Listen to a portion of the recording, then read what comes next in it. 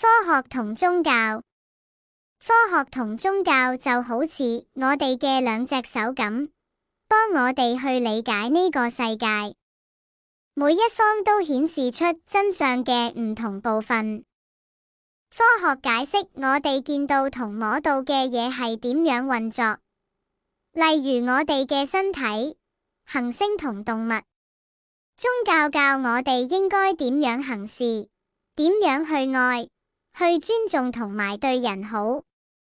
當兩者結合，力量就會更加大。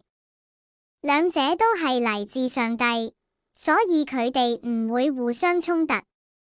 如果佢哋睇落好似有矛盾，係因為我哋仲未完全明白所有嘢。當科學同宗教合作嘅時候，佢哋會幫我哋更深入理解生活，令我哋更加開心。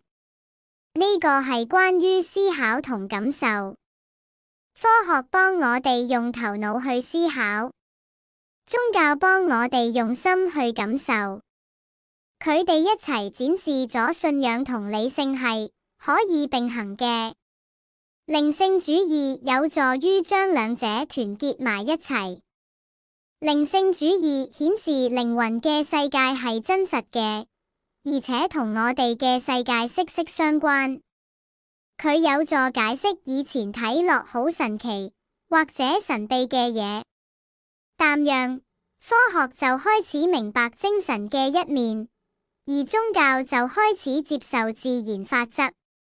一個新時代即將臨到，靈魂正幫助世界帶嚟正面嘅改變。呢個改變會帶嚟人與人之間更多嘅和平、愛同理解。就算而家有啲人唔明，到時每個人都會學習同跟隨呢條光明之路。